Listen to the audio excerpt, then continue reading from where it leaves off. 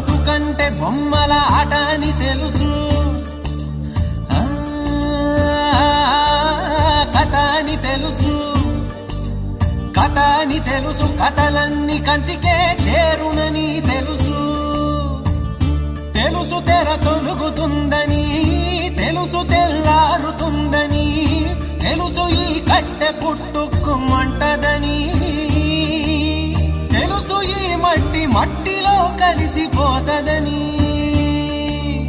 ఎన్ని తెలిసి ఇరకాటంలో పడిపోతావు ఎందుకని? మాయా